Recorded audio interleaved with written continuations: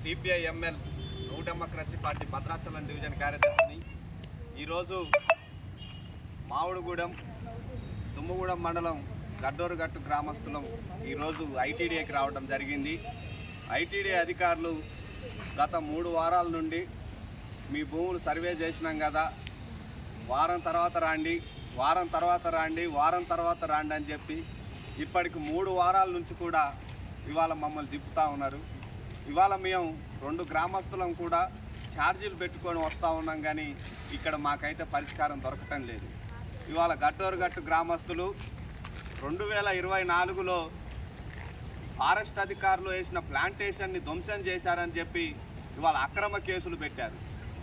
అసలు 2024లో ఫారెస్ట్ అధికారులు ఎక్కడేశారు ప్లాంటేషన్ వేయకపోయినా కూడా వేశారని చెప్పి దాని తప్పుడు సాక్ష్యాలు సృష్టించి ఇవాళ అక్రమంగా ఇవాళ గడ్డోరుగట్టు గ్రామస్తుల మీద 22 మంది మీద కూడా అక్రమ కేసులు పెట్టడం జరిగింది.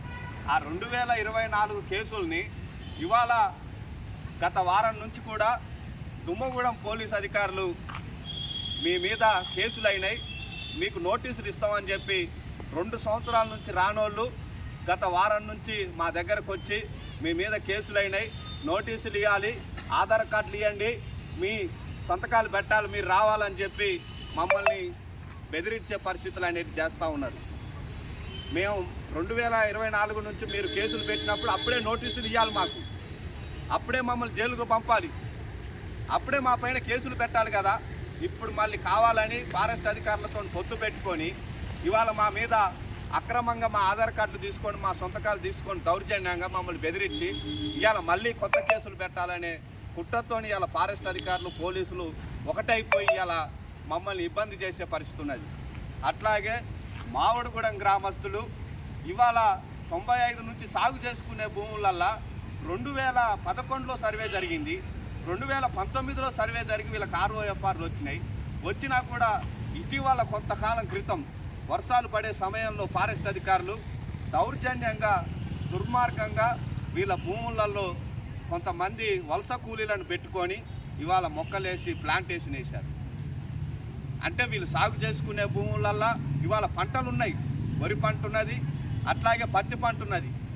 అయినా కూడా ఆ పంటల్ని గొడ్లు మేకలు పెట్టి మేపించి ఇవాళ అక్రమంగా మామిడిగూడెం గ్రామస్తులు సాగు చేసుకునే పోడు భూములల్లో మొత్తం మొక్కలు పెట్టేసి ఇవాళ ఈ భూములు మేము 2019లో ప్లాంటేషన్ పెట్టినాం, ఇప్పుడు కాదు, మేము మీకంటే సాగు చేసుకునే ముందు కంటే కూడా మేము ప్లాంటేషన్ పెట్టినామని చెప్పి ఇవాళ మమ్మల్ని మోసం చేస్తూ ఉన్నారు.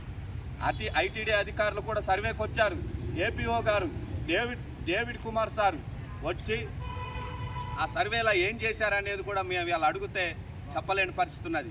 మేము FDOకి సమాచారం ఇచ్చినాం, DFOకి సమాచారం ఇచ్చినాం, పోలీస్ అధికారులకు ఇచ్చినాం, కలెక్టర్లకు ఇచ్చినాం అని చెప్తారు, కానీ మాకేంటి పరిష్కారం అనేది మాత్రం చెప్పే పరిస్థితి లేదు. ఇవాళ మేము ఎన్ని సంవత్సరాలు ఇట్లా తిరగాలి ఐటీడీఏ చుట్టూ, మాకు ఏం న్యాయం చేస్తారు మీరు? గిరిజన ఆఫీస్ ఉన్నదనేది గిరిజనుల కోసమా లేకపోతే ఫారెస్ట్ అధికారుల కోసమా?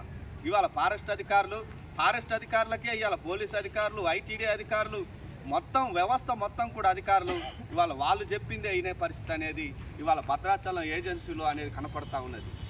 ఇది ఇట్లనే కొనసాగితే మాత్రం ఖబర్దార్ చెప్తా ఉన్నాం.